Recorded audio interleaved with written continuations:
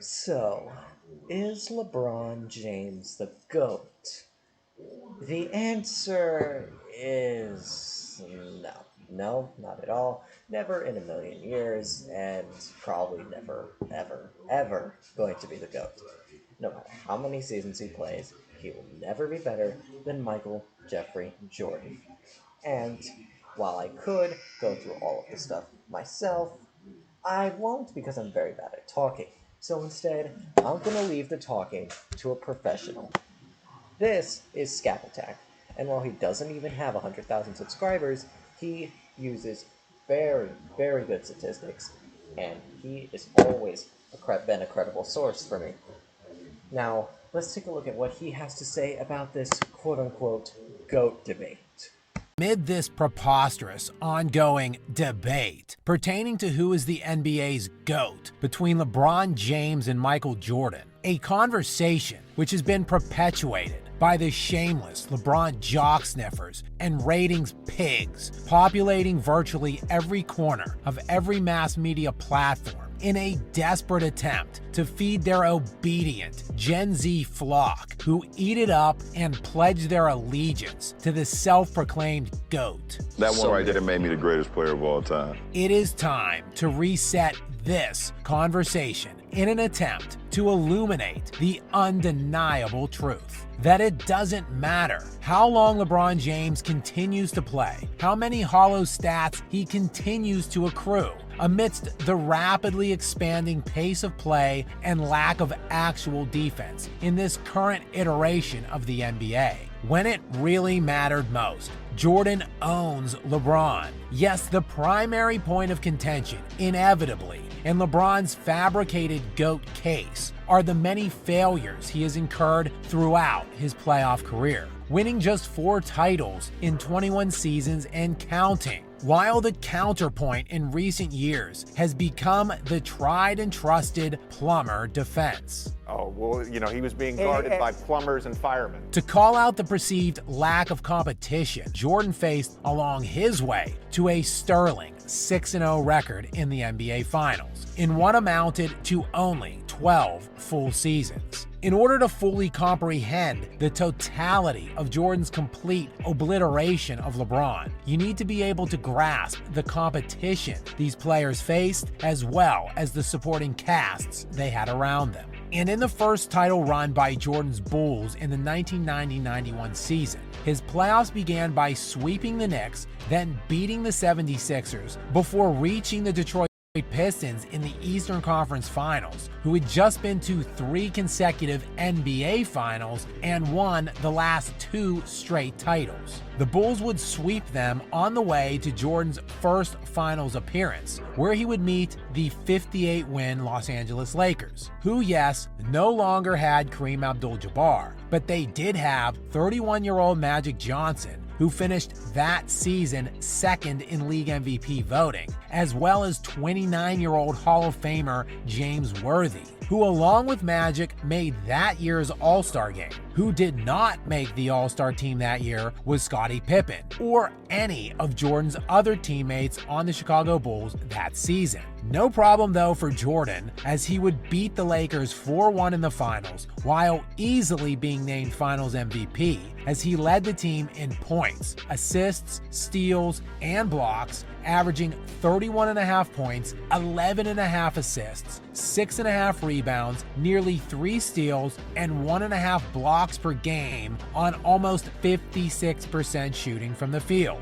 The Bulls were 15-2 during that postseason run, while Jordan beat Patrick Ewing, Charles Barkley, Joe Dumars, Isaiah Thomas, Dennis Rodman, Magic Johnson, and James Worthy throughout the playoffs. 7 top 75 players who are all in the Hall of Fame. And this playoff run is typically referred to as one of Jordan's bad or easy runs. Meanwhile, in LeBron's first NBA Finals appearance against the San Antonio Spurs, he not only lost, but did so dropping per game averages of 22 points, 7 rebounds, almost 7 assists, nearly 6 turnovers on just 35% shooting from the field, 20% from 3, and 69% from the free throw line. It's garbage!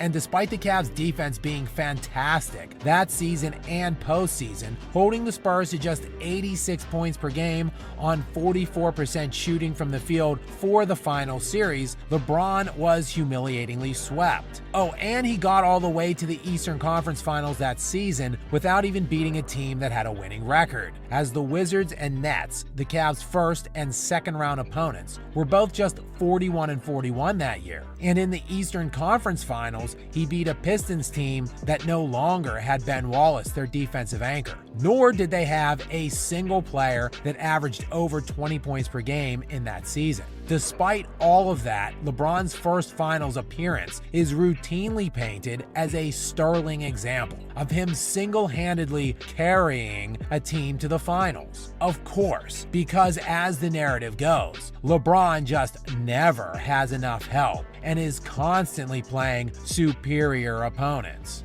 But in all, Jordan played 16 50-win teams of the 24 opponents he faced during his 6 finals runs. Thus, 66% of his competition across all playoff fields were 50-win teams. Comparing that to LeBron, who in 4 title runs faced just 7 50-win teams, or in a shortened season, a team that had a winning percentage which would have paced out to 50 wins in a full 82-game year. That is 7 of his 16 total opponents. So while Jordan played a 50-plus win opponent 66% of the time during his title runs, LeBron only played a 50-plus win opponent 44% of the time in his championship runs. But I know, the reason LeBron didn't win many more titles is just because he played such drastically more difficult competition than Jordan. And since the LeBron fan base likes to talk up his 10 finals appearances, let's expand our examination to all 10 of those playoff runs. Surely, LeBron faced a much higher percentage of elite opponents under these parameters.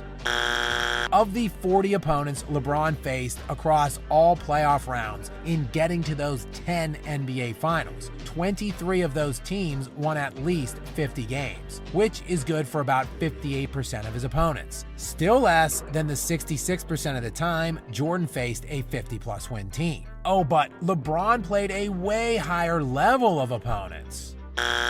Of the 40 playoff opponents LeBron faced in his 10 finals runs, 6 of them won 60 games or more, which is 15% of the time. Jordan played 7 60-plus win teams of his 24 opponents, good for 29% of the time, nearly twice as much as LeBron. Any way you slice it, Jordan played better teams than LeBron more of the time, in fact much more, during his playoff runs. But who faced the better players? Well, this is impossible to answer in terms of Hall of Fame players faced, as many of LeBron's opponents are still active. He played Kevin Durant and Steph Curry multiple times in the postseason, but they aren't technically in the Hall of Fame at this time. Also, how many Hall of Famers someone faced doesn't necessarily indicate how good that player is the season they faced them. The best way to review this is by looking at the All-NBA players each player faced for each playoff run. There are 3 All-NBA teams selected every year and only 15 total players selected league-wide.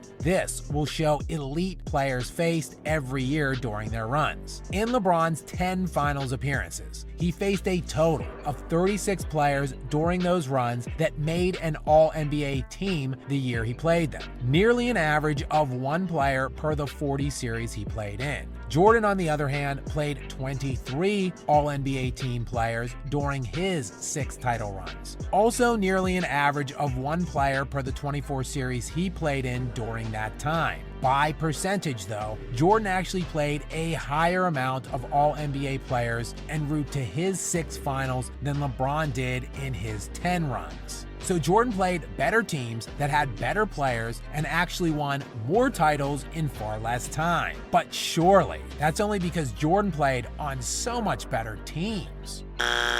Actually, this one isn't even close. LeBron James played with an All-Star 13 times during the 10 years he made a finals appearance. This includes some combination of Dwayne Wade, Chris Bosh, Kyrie Irving, Kevin Love, and Anthony Davis. Jordan, meanwhile, played with an All-Star only 4 times during his 6 title runs, which was just Scottie Pippen 4 different years. But LeBron had to do so much more than Jordan.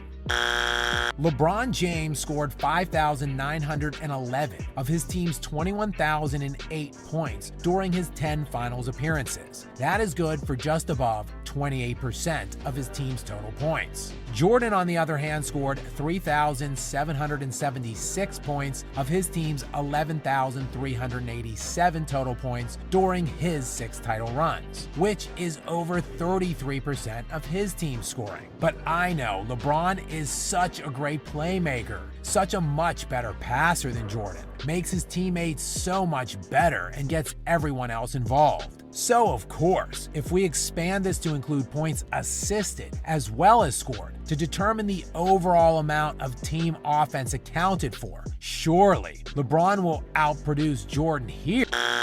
While it does narrow the gap in the favor of LeBron, looking at total percentage of offense accounted for and adding in assists, LeBron produced roughly 42.5% of his team's total output, while Jordan produced just over 44%. There is also the dominance factor of the individual player against their peers. How forcefully did they reign over their generation of player, and how thoroughly did they dominate their specific eras? While LeBron James won back-to-back titles only 1 time in his 21-year career, Jordan won 3 consecutive titles twice. But that doesn't really illustrate the totality of Jordan's era-specific domination. Jordan played only 6 full seasons in the decade of the 1990s, retiring for the entirety of the 1993-94 season and the vast majority of the 94-95 season, before retiring again at the end of the 97-98 season and sitting out the last 2 years of the 90s. But during these 6 full seasons he played, Jordan led the league in scoring every year, while being named All-NBA First Team and First Team Defense all 6 seasons and winning the championship every year for 6 straight years. This, while LeBron's most dominant run consisted of him losing more championships than he won and losing 3 of his 4 head-to-head matchups in his era with the other top player during that time frame. And speaking of those Warriors teams, of course, they are routinely bandied about as the reason LeBron doesn't have more titles, or as an example of the kind of opponents Jordan never had to face. Firstly, LeBron never beat the Kevin Durant Warriors. James faced them twice in 2017 and 2018, losing 4-1 and 4-0 in those 2 series. The other 2 seasons he played the Warriors, they had just Steph Curry and Klay Thompson. Jordan, meanwhile, played the legendary 80 Celtics in back-to-back seasons himself, including one of the best teams ever assembled in 1985-86, a team that won 67 games, had league MVP Larry Bird,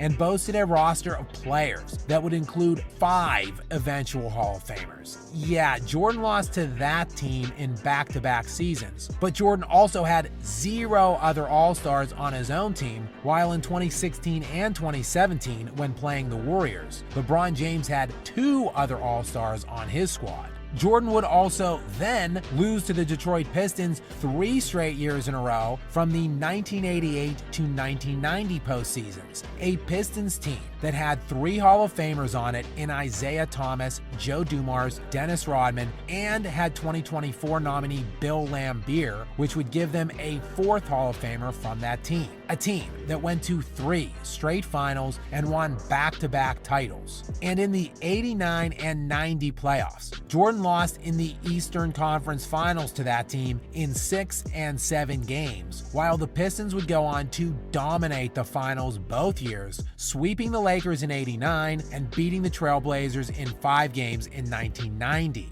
two teams Jordan would beat over the next few seasons for his first and second titles. If only he had more help early on, who knows how many more championships Jordan would have had. But he never begged for help, and he never crawled on his hands and knees to another superstar's team to steal cheap rings with them. Despite this and the undeniable facts, Jordan faced better teams, better players, had weaker supporting casts himself, and was routinely called upon to do more than LeBron James. Jordan still won 2 more championships, and this is all despite playing in 103 fewer playoff games than LeBron James. Meanwhile, this isn't even factoring in Jordan's collegiate national championship or his undefeated record in international play, while LeBron has not one, but 2 bronze medals to his name. And while countless ratings hogs, masquerading around as basketball analysts, along with teenagers on social media, and even, pathetically, LeBron James himself, will no doubt continue to awkwardly and embarrassingly force-feed his name into these alleged debates, no amount of lies can conceal the fact that Jordan owns LeBron when it really mattered, and he always will. Convinced yet? I don't expect you to be. Don't worry, this is only part 1.